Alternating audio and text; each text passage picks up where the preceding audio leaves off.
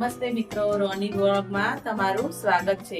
તો આજે આપણે કરીશું ખજૂરનું દૂધ બનાવીશું। તો એના માટે હું આ ખજૂર લઈ લીધી છે। 10 થી 12 નંગ જેવી ખજૂર વાળું આપણે દૂધ બનાવીશું। મસ્ત એવું શિયાળામાં મજા આવે પીવાની અને બને પણ એટલું મસ્ત અને ટેસ્ટી અને હેલ્ધી એકદમ અને શિયાળા માટે સારું। તો આપણે એના માટે આટલી 10 થી 12 નંગ ખજૂર લઈ લીધી છે।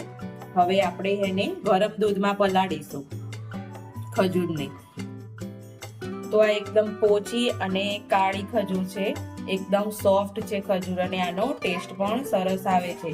તો મેં આ લઈ લીધી છે અને હવે આમાં આપણે ગરમ દૂધ એડ કરીશું। દૂધ આપણે અંદર એડ કરી અને પછી આપણે એને કલાક માટે એવી દૂધમાં મસ્ત એવી પલાળવા દેશું। આ ગરમ દૂધ છે, તો મેં 2 ગ્લાસ જેટલું દૂધ લઈ લીધું છે અને આ રીતે કલાક એટલું આપણે આને ખજૂરને એકદમ મસ્ત સોફ્ટ થઈ જાય દૂધમાં એવી પલળવા દેશું। પછી આપણે એને ગ્રાઇન્ડ કરીશું અને ઢાંકીને થોડી વાર કલાક મૂકી દઈએ। તો આપણે પેલું ખજૂર વાળું દૂધ બનાવવાનું હતું, એમાં આપણે આ 10 થી 12 કળી જેટલી બદામ અને કાજુ લઈ લીધા છે। મેં થોડી વાર પલાળી દીધા હતા અને 15-20 મિનિટ જેટલા જ પલાળ્યા હતા અને આપણે પાછા આને એ ગરમ દૂધમાં નાખી દઈશું। કાજુ બદામ અને થોડા 10 થી 12 નંગ પિસ્તા લીધા છે, તો આ બધું આપણે અંદર ગરમ દૂધમાં નાખી દઈશું। તો આપણા પિસ્તા છે અને કાજુ ને બદામ કટ કરી લીધું છે, પલાળેલું કટ કરી અને આપણે પાછું આ ગરમ દૂધમાં બધું એડ કરી દેશું। એટલે મસ્ત એવું અંદર થોડું ઓગળી જાય એટલે આપણે આને ગ્રાઇન્ડ કરી દઈએ। તો આપણી ખજૂર 1 થી 1.5 કલાક માટે અંદર મસ્ત એવી જો ફૂલી ગઈ છે, કાજુ બદામ પણ મસ્ત એવા થઈ ગયા છે। તો આપણે હવે આને ગ્રાઇન્ડ કરીશું અને થોડા ઇલાયચીના દાણા નાખીશું।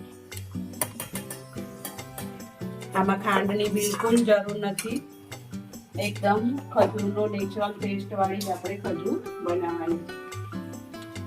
તો આપણે આને હવે ગ્રાઇન્ડ કરી લઈએ।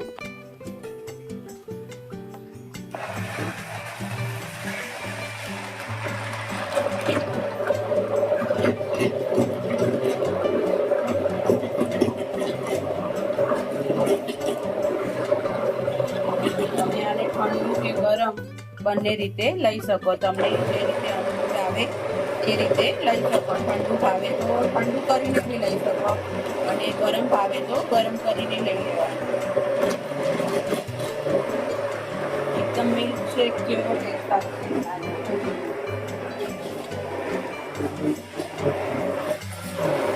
એકદમ હેલ્ધી શિયાળા માટે।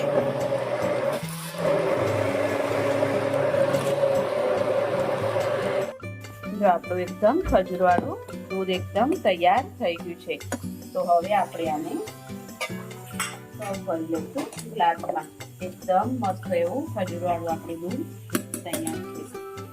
એકદમ બહારનો આપણે જાણે મિલ્ક શેક પીતા હોય એવો ટેસ્ટ આવશે